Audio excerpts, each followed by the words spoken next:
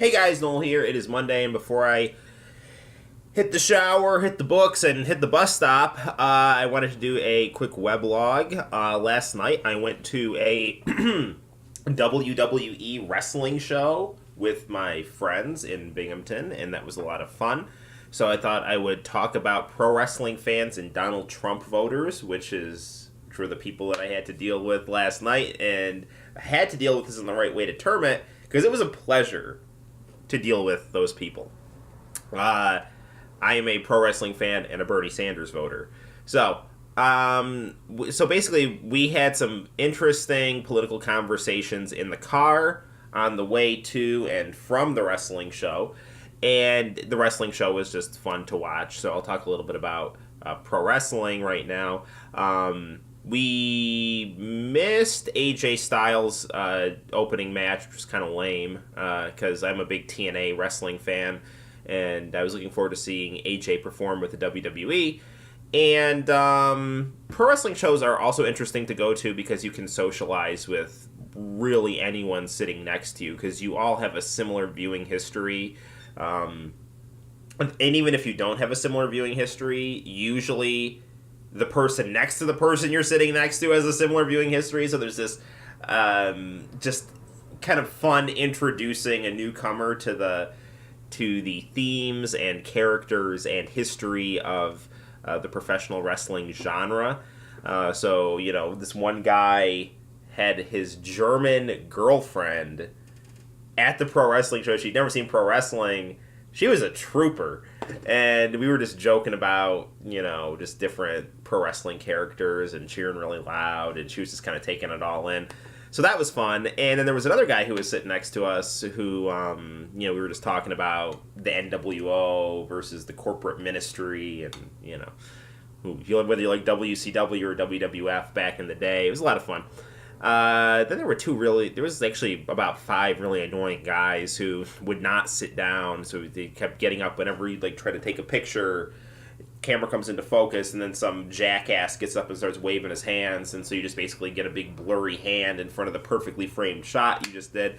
So, but these are all, fun things. As a TNA wrestling fan, I'm a little disappointed that Eric Young and Bobby Roode have asked for their release, and it's been granted, which means that NXT is probably going to be their destination, because WWE NXT is basically doing to TNA what WWF did to AWA, or what WWF really complained that WCW is doing to them, and that's basically taking large swaths of talent from a company and then, transferring it over to your own, and so therefore whatever worked about that company that their fans liked is now available in this new brand, and it's a way to really increase your viewership and give yourself a shot in the arm and add interest, because now you're getting people you like in a different context, and so that can either really work well or really work poorly. If you're Sting, it'll really work poorly, because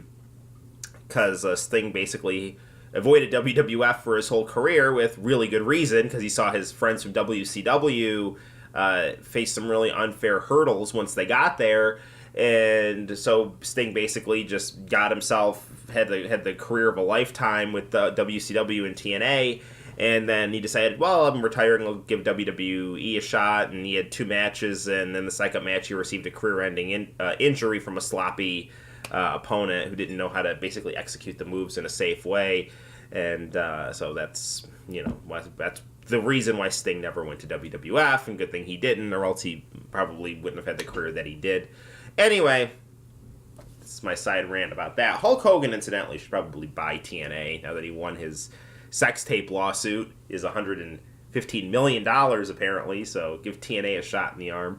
Have the Hulkster back at the helm. Anyway, let's talk a little bit about Donald Trump and his voters. I think it's important for the people who don't like Donald Trump not to stereotype his voters, because people who don't like Donald Trump say that they don't like Donald Trump because Donald Trump stereotypes other people. So if you don't like the fact that Donald Trump stereotypes, don't stereotype. So one of the things that came up in the car ride was that Donald Trump's voters I was with two Donald Trump voters. One was a white collar worker, one was a blue collar worker, who now is kind of a white collar worker. So, but they're really working class wage. We're all working class in the car. I'm a different kind of working class because I'm a graduate student. But we're all basically in the same boat where we're, white guys working hard, and just the system is not listening to really anyone, including us. Both, like the working class and also minorities. You're all just kind of screwed, and then within that platform of being screwed, there's some ranking right there. There's a little bit of hierarchy within the oppression. But one reason, and this is what I put forward, and they seem to agree with me, is that in the absence of religion and academia, white male privilege has become the new devil, right? So the same way that Christians kind of define their sense of purpose and their mission and their identity by, worshiping God, following the example of Jesus Christ, and standing as in opposition to evil or sin or whatever, the secular academic class that consists largely of grad students and their professors, especially in more activist humanity programs where you basically have professional, you have professional academics and also professional victims and professional activists and professional, just sacralized heretics, right? People who make their living criticizing the social and economic order that supports them. I'm not saying that's necessarily a bad thing. It is what it is. But those people have defined the new devil as patriarchal white male privilege. And that then ends up getting thrown onto white working class men who aren't really doing much of anything wrong other than paying their taxes, their child support payments, and trying to take the high road.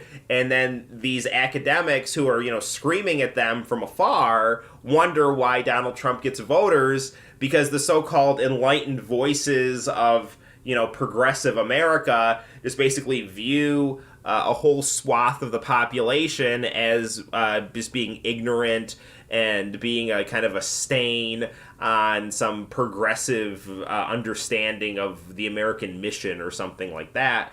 So that's why Donald Trump gets voters, because Donald Trump is, even though he's wrong, I think, in his policy proposals, is speaking to the very real anxieties of people who haven't done much of anything wrong. Now, one of the things that came up was the fact that how Donald Trump and the people I was talking to were kind of on this page until we stopped talking in generalizations, and then things got to be more sophisticated and I think more well reasoned in the logic. We were talking about immigrants, and I think initially the people who I was talking to had a more negative view of the immigrants coming into the United States until we started talking about the immigrants that we knew in the communities that we lived in, which were not drug dealers or terrorists, but were basically dairy farmers and working class laborers who were working for sub-working class wages and also doing jobs that were couldn't be filled by legal citizens.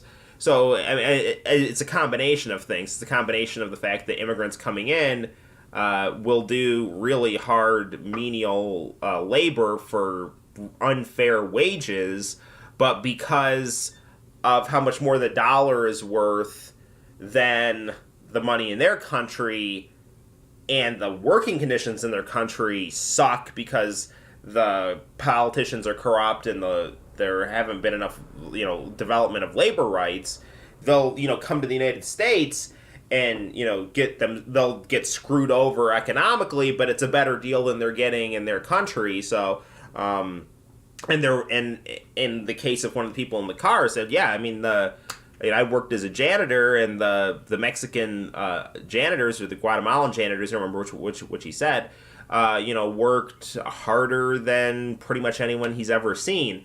So I think that was a positive turn in the immigration discussion that we had. So I think it's important not to just dismiss people who you disagree with. I understand that from the kind of radical left side, and I'm sure I'm guilty of this. Is we probably stereotype the ruling class, right? And with good reason. I think that there's the way that our system in the United States works is that there's not like a dictator. There are systems in place that people just become complicit in at every level. So when I talk about the working class versus the business class or something like that, there's different levels of responsibility that and different types of actions that people do within those categories.